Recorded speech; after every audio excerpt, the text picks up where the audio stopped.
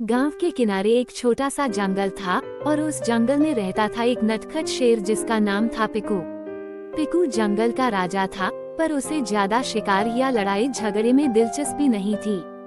वो दिन भर पेड़ों की छाया में आराम करता और रात को तारों की छांव में घूमता। उसकी खासियत ये थी कि वह बहुत शरारती था और गांव के बच्चों के साथ खेलना पसंद करता था।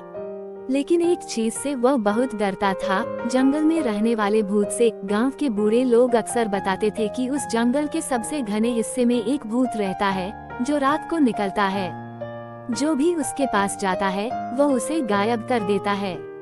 पिकू ने भी कई बार यह कहानी सुनी थी और जब भी वह जंगल के उस हिस्से की तरफ जाता उसे कुछ अजीब सी आवाजें सुनाई देती। लेकिन अपनी नटखट प्रवृत्ति के कारण उसने कभी गंभीरता से नहीं सोचा कि सच में भूत हो सकता है। एक रात पिकू तारों की छांव में टहलने निकला। उसकी नज़र जंगल के घने हिस्से की ओर गई और उसके मन में शरारत सूझी। उसने सोचा, क्यों न आज भूत से मिलकर देखा जाए। आखिर मैं जंगल का राजा हूँ, मुझसे कौन डर सकता है। वह धीरे धीरे उस हिस्से की तरफ बढ़ने लगा। जैसे जैसे वह आगे बढ़ता गया, हवा ठंडी और भारी लगने लगी। अचानक एक तेज हवा का झोंका आया और पत्तों की सरसराहट के बीच उसे किसी की परछाई दिखाई दी।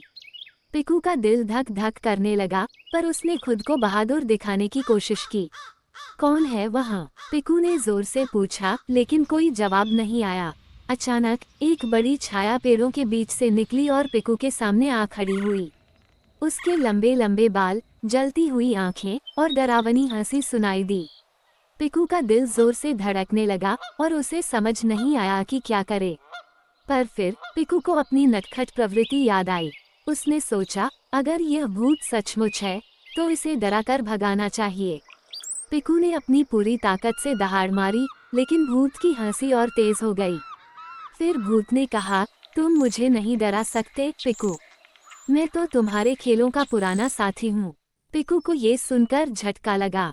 उसने ध्यान से देखा तो वह भूत कोई और नहीं, गांव का एक बूढ़ा हाथी था जिसे उसने कभी जंगल में खोया हुआ समझा था। क्या तुम तो बूढ़े हाथी हो? पिकू ने हैरान होकर कहा। हाथी हंसते हुए बोला, हाँ पिकू, मैं ही हूँ। मैं यहाँ इसलिए रहता हूँ ताकि गांव के लोग इस हिस्से में न आए और जानवरों को परेशान न करें।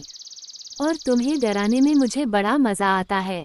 पिकू पहले तो गुस्से में आ गया, लेकिन फिर वह भी हंस पड़ा। तुमने मुझे अच्छी तरह से बेवकूफ़ बनाया, पर अब मैं जानता हूँ कि इस जंगल में कोई असली भूत नहीं है। उस रात के बाद पिकू और हाथी सबसे अच्छे दोस्त बन गए और पिकू ने गांव के लोगों को बताया कि डरावनी कहानियों के पीछे भी कभी कभी कोई मज़ेदार राज छिपा होता है। और इस तरह नटखट पिकू ने भूत का सामना किया, जो असल में उसका पुराना साथी निकला, और दोनों ने जंगल में मिलकर खूब मस्ती की।